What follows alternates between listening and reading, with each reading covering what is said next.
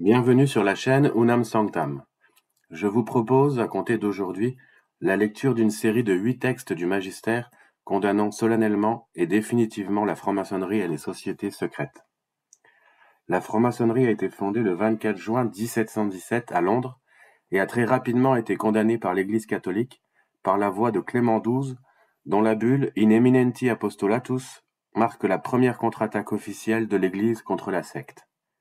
C'est cette bulle qui fait l'objet de la lecture d'aujourd'hui. Bulle pontificale In Eminenti Apostolatus contre la franc-maçonnerie. Donnée à Rome, près Sainte-Marie Majeure, le 28 avril 1738, Clément, évêque, serviteur des serviteurs de Dieu, à tous les fidèles de Jésus-Christ, salut et bénédiction apostolique. Élevé par la divine providence au plus haut degré de l'apostolat, tout indigne que nous en sommes, selon le devoir de la surveillance pastorale qui nous est confiée, nous avons, constamment secourus par la grâce divine, porté notre attention avec tout le zèle de notre sollicitude sur ce qui, en fermant l'entrée aux erreurs et aux vices, peut servir à conserver avant tout l'intégrité de la religion orthodoxe et à bannir du monde catholique dans ces temps si difficiles les risques de troubles. Nous avons appris par la rumeur publique qu'il se répand à l'étranger, faisant chaque jour de nouveaux progrès, certaines sociétés, assemblées, réunions, agrégations ou conventicules, appelées communément du nom de francs-maçons, ou d'autres noms selon la variété des langues, dans lesquels des hommes de toute religion et de toute secte, affectant une apparence d'honnêteté naturelle, se lient entre eux par un pacte aussi étroit qu'impénétrable, d'après les lois et des statuts qu'ils se sont faits, et s'engagent par serment prêté sur la Bible, et sous les peines les plus graves, à couvrir d'un silence inviolable tout ce qu'ils font dans l'obscurité du secret. Mais comme telle est la nature du crime qu'il se trahit lui-même en poussant des cris qui le font découvrir et le dénoncent, les sociétés ou conventicules sudits ont fait naître de si forts soupçons dans l'esprit des fidèles que s'enrôler dans ces sociétés, c'est, auprès des personnes de probité et de prudence, s'entacher de la marque de perversion et de méchanceté. Car s'ils ne faisaient point de mal, ils ne haïraient pas ainsi la lumière, et ce soupçon s'est tellement accru que, dans plusieurs États, ces dites sociétés ont été, depuis longtemps déjà, proscrites et bannies comme contraires à la sûreté des royaumes.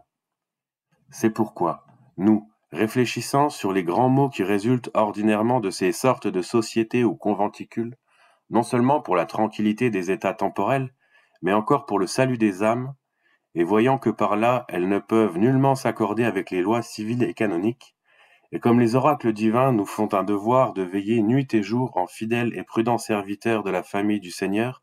pour que ce genre d'hommes, tels des voleurs, ne percent la maison, et tels des renards, ne travaillent à démolir la vigne, ne pervertissent le cœur des simples, et ne le transpercent dans le secret de leur dard envenimé.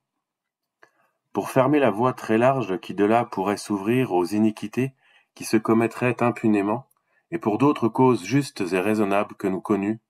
de l'avis de plusieurs de nos vénérables frères cardinaux de la Sainte Église romaine,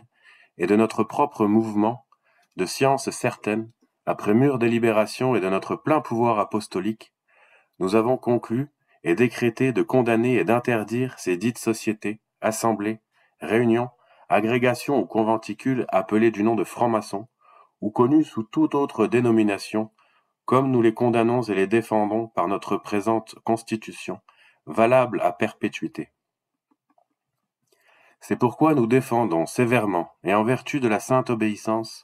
à tous et à chacun des fidèles de Jésus-Christ, de quelque état, grade, condition, rang, dignité et prééminence qu'ils soient, laïcs ou clercs, séculiers ou réguliers, méritant même une mention particulière, d'oser ou de présumer sous quelque prétexte, sous quelque couleur que ce soit, d'entrer dans les dites sociétés de francs-maçons, ou autrement appelées, ni de les propager, les entretenir, les recevoir chez soi, ni de leur donner asile ou protection, y être inscrits, affiliés, y assister, ni leur donner le pouvoir ou les moyens de s'assembler, leur fournir quelque chose, leur donner conseil, secours ou faveur, ouvertement ou secrètement, directement ou indirectement, par soi ou par d'autres, de quelque manière que ce soit,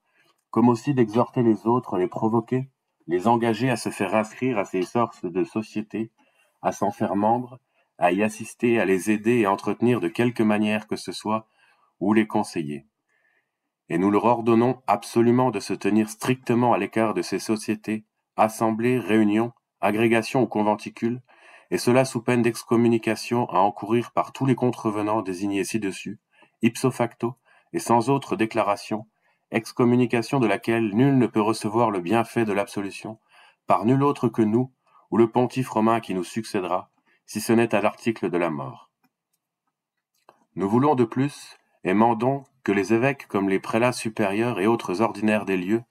que tous les inquisiteurs de l'hérésie fassent l'information et procèdent contre les transgresseurs de quelque état, grade, condition, rang, dignité ou prééminence qu'ils soient, les répriment et les punissent des peines méritées, comme fortement suspects d'hérésie. Car nous leur donnons, et à chacun d'eux, la libre faculté d'instruire et de procéder contre les dits transgresseurs, de les réprimer et punir des peines qu'ils méritent, en invoquant même à cet effet, s'il le faut, le secours du bras séculier. Nous voulons aussi qu'on ajoute aux copies des présentes, même imprimées, signées de la main d'un notaire public et scellées du sceau d'une personne constituée en dignité ecclésiastique, la même foi que l'on ajouterait aux présentes si elles étaient représentées ou montrées en original. Qu'il ne soit permis à aucun homme d'enfreindre ou de contrarier, par une entreprise téméraire, cette bulle de notre déclaration, condamnation, mandement, prohibition et interdiction. Si quelqu'un ose y attenter, qu'il sache qu'il encourra l'indignation du Dieu Tout-Puissant et des bienheureux apôtres Saint Pierre et Saint Paul. Donné à Rome, près Sainte Marie Majeure, l'an de l'incarnation de notre Seigneur 1738, la 8e année de notre pontificat.